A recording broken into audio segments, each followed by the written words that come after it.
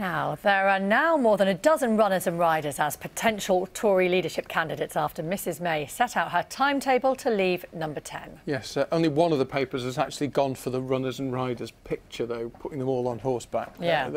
Let's have a find out what whispers have been circulating around Westminster early this morning, and since yesterday we're going to talk to Ayesha Hazarika. She's a former Labour Party advisor, and the Spectator's political reporter Cindy Yu. They join us from College Green. Thank you both very much indeed for talking to us this morning. You've got me at a slight disadvantage because you're standing next to each other and I'm some distance away in a TV studio, so don't come to blows. I'm sure you won't. What do each of you think? Ayesha, to you first of all, First of all, your reactions to what we saw yesterday with Mrs May. Well, even though it was a long time coming, it was still actually quite a shock to see it happen. And definitely the sort of crack in the voice at the end, I think, you know, from a human point of view, you can look at the person and think, yeah, I do feel sort of a bit of human empathy.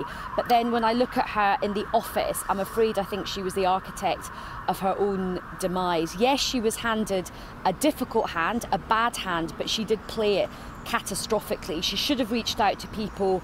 She didn't. And also, I'm afraid, like, when you look at her legacy, she will go down as one of, I think, the worst prime ministers in living memory. Not only was Brexit a fiasco, we have the hostile environment for immigrants, we have the Windrush generation. You know, the country is left very, very divided. She leaves a divided parliament, a divided party, and a very divided country at a time when we have massive problems. You know, just this week, British Steel, teachers on the brink of collapse, 25,000 jobs on the line. We have big problems with schools, the NHS, infrastructure, housing, and none of these issues are getting divided. So I'm afraid, you know, I do feel for her on an emotional, human level, but her legacy is absolutely appalling. Cindy, your very quick thoughts on that, and then I'll ask you something else.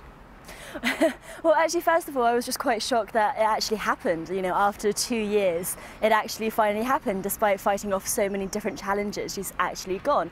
And I think Ayesha's completely right that, you know, on a human level, you feel sorry for her, but her legacy is, at the moment, at least, this doesn't look good. But I think you're being a bit too hard, Ayesha. I think when we're looking at Brexit, yes, she didn't deliver it. But how tough was the mission? It was incredibly tough. And it's not just the Tories that are split. It's also the Labour Party. Had the Labour Party been under the scrutiny of government, I don't think it would have done better.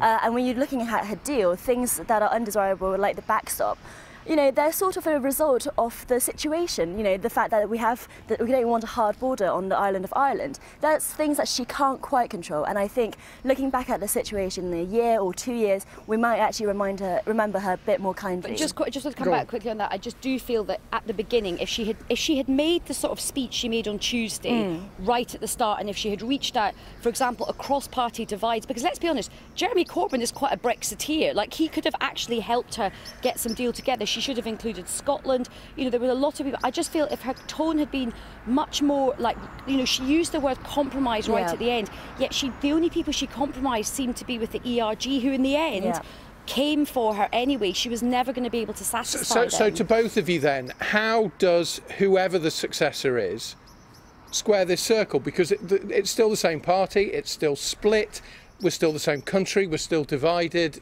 How can anyone solve this? I think it's very tough to solve, and I think we're going to see that very, very shortly. So the Conservative Party is trying to have a leader in place by July, before the summer recess. But I think we'll see by autumn, by the October deadline, or even before then, whoever the new leader is, probably a Brexiteer and possibly Boris Johnson, will see that this is the hand that Mrs May was dealt with, and this is the hand that he can't do much better with.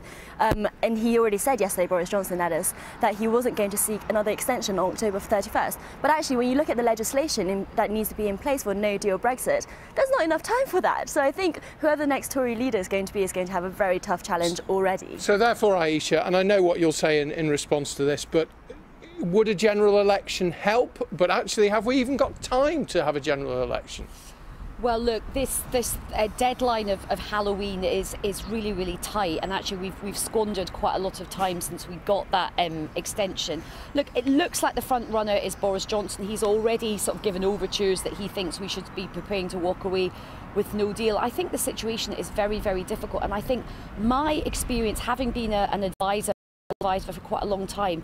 The last two prime ministers that got anointed or kind of got put in to be prime minister by their party and then who didn't have a general election straight away did not fare particularly well, Gordon Brown and Theresa May. I think whoever wins the Tory leadership, it does look like it's going to be Boris Johnson. I think he might be able to unite parts of his party, but I don't think he'll be able to unite the country. He's a very, very divisive character, you know, very, very Marmite character.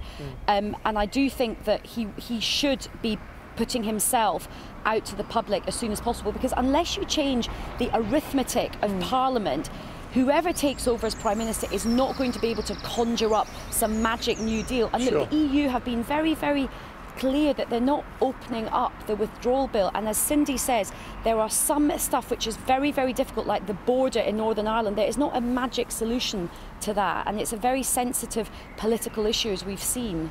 All right, we'll have to leave it there, but thank you both very much indeed. You stood side by side and we're very civilised, so that's absolutely super.